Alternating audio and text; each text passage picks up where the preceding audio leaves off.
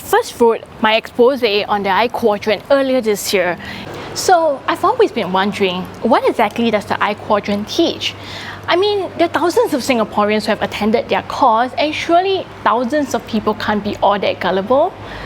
I've even spoken to some of my friends who went for the course and they told me it's actually doable. But yet online, the sentiments paint a completely different picture. Why exactly is this so?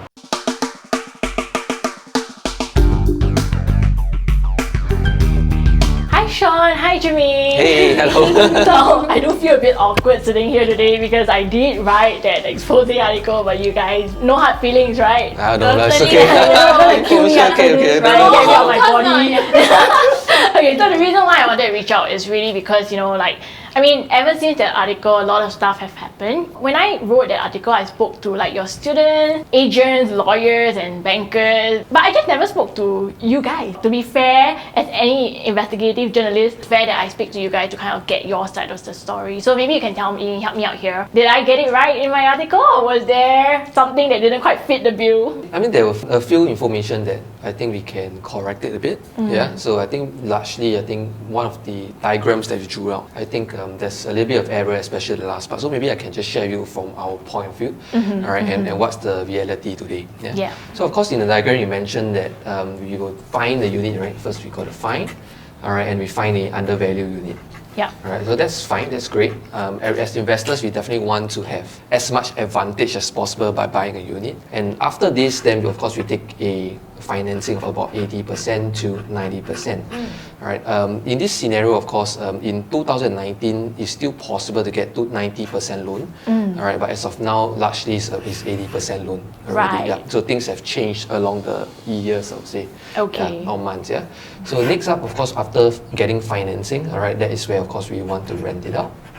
Alright, to have, of course, the rent minus out the mortgage so that we actually have a positive cash flow. Now, this is where it gets a little bit wrong, because I think over here you're mentioning that with a positive cash flow, alright, then we'll use it to actually add on to the company financials, right? To get more money. Yeah, to get more money and to get more loan, etc. Actually, this doesn't work this way. So no matter what, even if we add on the financials to the company, this doesn't actually qualify you for more loan. Alright, the banks will still have to take your TDSR into consideration. Yeah. And banks also have a safety measure in place where one of the banks that go for only can loan up to $2 million. So the moment you hit this $2 million cap, they will actually not loan you anymore. So these are just some of the safety measures that banks have come up. So therefore, this is actually not an infinite loop. Alright, there's still a limit to this. Alright, and of course that is where our job here is really pretty much to really understand how this whole thing's being played. So to be fair to you as well, I think that it was quite a balanced article, but just a few pointers that wasn't quite accurate, and so I'm glad as well that today we have the opportunity to share with you. Yeah, I mean, I spoke to a lot of people, tried to be as accurate as possible, but also without having attended the course, there might have been some things that maybe was lost in translation or transmission. Another misconception I had, and this might have been from myself as well. Okay. You know, when I spoke to some people, I was under the impression that there was a lot of hard selling. I heard about the property leaders, 10% sweat equity, which I thought was a super good deal, but then I interviewed one of your property leaders and she told me she didn't. There's no such thing. So how did that misunderstanding come about? I think it could have came from our committee guidelines. So one thing that we actually encourage is sometimes for some of them to partner up, alright, to purchase a unit together, alright, if they feel comfortable with one another. So we do not pair them up, alright. All these are all voluntary basis within the community.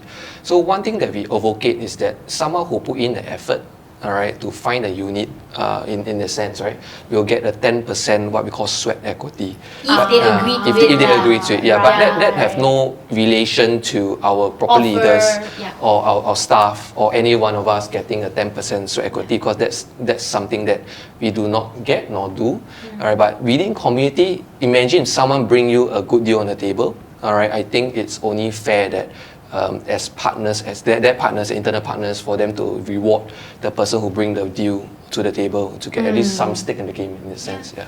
What about commissions then? You know, some people are saying that y'all basically build up this whole community so that y'all could teach them your strategy and then push to them properties and earn the agent's commission for the company. Is that true? I want to clarify on that, and actually yes, we did a bulk deal before, and actually, in fact, I'm not going to name the project name, but this was actually an involvement of 74 units and we ourselves bought the units. So of course, yes, there is commission involved because Ivan is a real estate agent and he actually spent about close to a year on this negotiation and representing the buyers, which is us actually, all of us, right? And to even qualify for this deal, it's an undervalued deal. It's an undervalued property that it takes 1 whole year worth of work and so yes, Ivan receives a commission for it as well.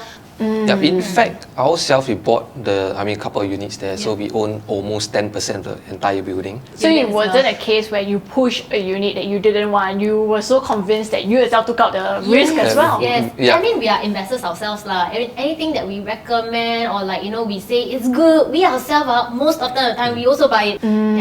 Right. Okay. So I think some things might have been lost in translation over there. It's good that you cleared it up. Thank you. Now I'm going to push the line and limits a bit further. Right? Okay. Since you all said that you are happy to share your strategy, can I then get you guys to share that strategy for free for all the readers out there? Yeah, Not paying your money. We are very comfortable in sharing actually. So, we believe I Quadrant actually is the success we have is not very built on just withholding information. Yeah. All right. In fact, during Circuit Breaker, we pretty much set up a whole Facebook group just almost to every share day? almost every day. We're sharing day? free videos, free content, free education pieces. And you didn't have to pay for that. No, Yes, it's free it was actually. free.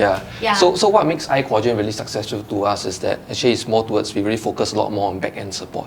Yeah. Okay. Maybe you can touch a little bit more into it, but hey, Yeah. let's go. Later We're very happy to share. Okay, let's clarify something.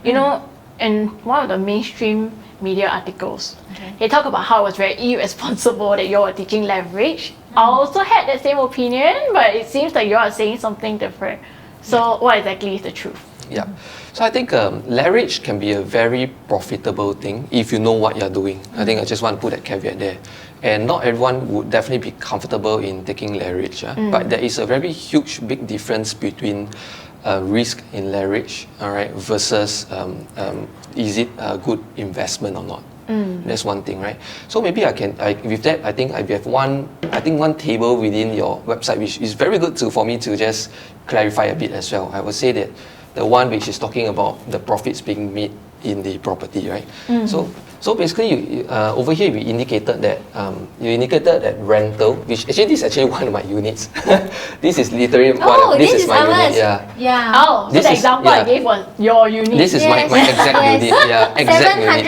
745K. You all shared it during one of your courses, right? Yes, Because that's where I got the info from. Okay, very good. Yeah. So this is very dear to us because this unit is very dear because this is actually the first. One of our first few. First few that we bought. Yes. So over here we have rental 3950, which is actual figure. All right.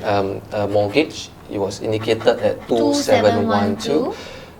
Tax, all right, it was at 360. And MCST 276. Yeah. So correct?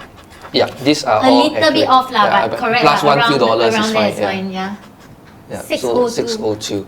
So over here, I think one of the main thing over here is that most people see in terms of what we made, right, would be this positive cash flow over here. All right, and of course, if we are able to sell this off at a higher price, of course, then we'll make this thing called capital appreciation. Which we sold off already. So you no longer own this property. Yes, because actually we sold 3 during the circuit breaker period. And was there any capital appreciation? Yes, of course. Yeah. Okay, so tell me then what is not so correct? Okay, right. So I think it was just this one thing here we should mention. So we made about 7,224 per year for all this effort, which I believe it would have been 602 times 12. I believe so, right? Okay, so this in this scenario might be the case if you do not take a loan. All right, but why the reason this is actually inaccurate and we made more than this is because remember over here there's a mortgage. Yeah. Mortgage is actually split up into 2 things. One is interest and one is principal. Yeah. Over here. In this scenario, all right, I think we use the example of it being a 2.68% interest rate, if I'm not wrong. All right, and of course now definitely interest rate have gone down a lot and all that, right? I mean, that's affect 1+% interest, but I'm still going to use a 2.68% interest as an example over here. At 2.68% interest, if I were to open up my mortgage calculator in our app, right, just show you guys, if I were to input 740K, down payment in this scenario example was 10%. At the point in time, we could get 10% of basically 90% loan. Yep. But do take note, now things have changed. Now 80%. Yep. So in this scenario, 30 years mortgage, and I will pay 2.68% interest. Once I calculate this, this is the exact figure 2712. Now, what is interesting over here is that if you look over here, there's this thing called accumulated principal. So what is principal? Principal basically means that it's just basically it pays down your loan over time. All right, and then the interest is to the bank. Yeah, the interest that we have to go to the bank, right? If we take a tenant paying a rent, and we use this rent to pay the mortgage, all right, indirectly the tenant is also paying down your loan and your mortgage, right? Right. Which means that principal, all right, which principal is basically indirectly also paid by the tenant, all right, that you will be profiting when you sell your property over here. So basically what you're saying is that this is wrong because I didn't factor this into the profit. Exactly. So right. it's a lot more than this because someone Exactly else paid right. for my principal. Exactly That's right. And let's look at a proper exact figure over here. All right, let's say interest in this scenario was 1497. Principal, it's actually 1215. So $1,215 is literally left out of the entire equation. So if I were to do an exact number, in fact, if I were to scroll down, let's say assuming we hold this property for 4 years, which is usually my examples that I use in the class, all right, we would have a principal paid, accumulated principal paid of 58,793. And this 58K 793 is technically Yours. your profit, which someone Exactly else right. paid for you to own the property. Exactly right, and which is very scary here because this number can be quite attractive as a whole, right? Because over here, if I were to add on my down payment, 74,500, plus let's say assuming if we still add in the stamp duty, So which basically, is 16, stamp duty is 3% minus 5,004. Yeah. So this is what was entirely left out, yeah? Multiplied by 100%, all right, divided by 4 years, assuming we keep, all right, the entire hour, right, in this sense, would have been, this total figure is 91,450, yeah?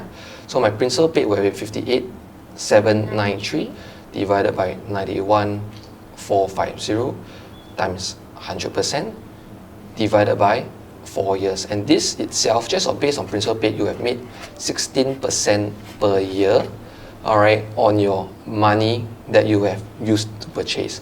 Of course, this plus your cash flow, plus your capital appreciation, right? This would have been your true profits. So it could have gone beyond 20%, for example. In our scenario, yes, it easily is way past 20%. Yeah. Can you tell her our actual?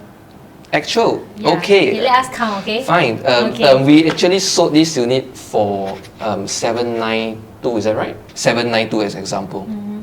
All right. So our capital appreciation was minus 745. So we have made 47K here.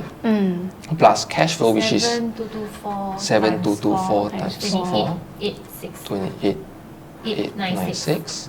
So it would have been 58,793 plus 47K plus 28,896. Okay. This would have been actually the profit that we have made. Divided by? 134,689 divided by cash input 91,450 times 100%. Yeah, divided by 4 years. So the actual returns that I made is 38.6% per year. Of course, if you want to be a bit conservative, you can mention that, okay, I mean, sometimes no rent, sometimes got rent, all right, but even if I discount this by 20-30%, I would still say that it's still a very attractive returns. Yeah. Okay, so I think that was what I didn't get.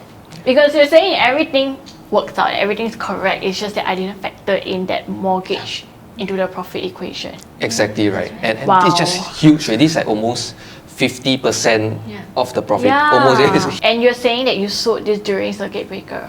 So you sold it at capital appreciation during a recession. Exactly. Exactly. Right.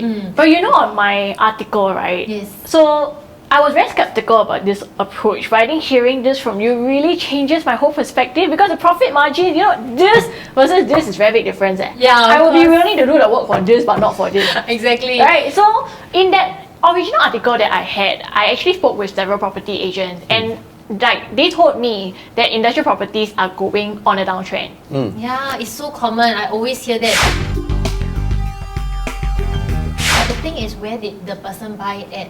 Because for us, right, even during COVID-19, the worst pandemic of it all, unfortunately, we are at almost 100% occupancy rate at all our units. And the reason why this is like that is because we have to buy right. And I'll show you a bit more insight as well. I think most agents would like to pull data across all industrial property. All right, and naturally it will be a downward trend, because while most of the new launches out there are 30 years leasehold and below. 20 years. Yeah, 20 So years, you can't 20 get or 30 years. the long loan for that either. Yeah, can't get a long loan for that. And naturally, with a shorter leasehold, the developers will definitely sell it at a cheaper PSF pricing. So if you pull the whole data throughout, all right, definitely you'll see a downward trend. Right. So it's a bit like, extrapolating to stocks. If you look at the whole stock market on the whole, you get a certain percentage. But then if you pick right, like the winners like Facebook, Amazon, and Google, and Microsoft, you get the results that are far, far better than what was actually averaged out. And you're saying, in the same sense, because if someone who has gone through your course learns about how to pick right, they can actually get this supercharged returns versus what the market ordinarily is giving, which is a downward trend for all. Exactly right, yeah. So what then makes the difference? Can I dig that out? Happy, dig as much as possible. What exactly is your background and why are you doing what you do? Before joining I Quadrant as a full-time staff, I was an MOE primary school teacher. I own my own business at that point in Right, time. okay. I think it all began when I was feeling quite upset that progression was rather slow in school.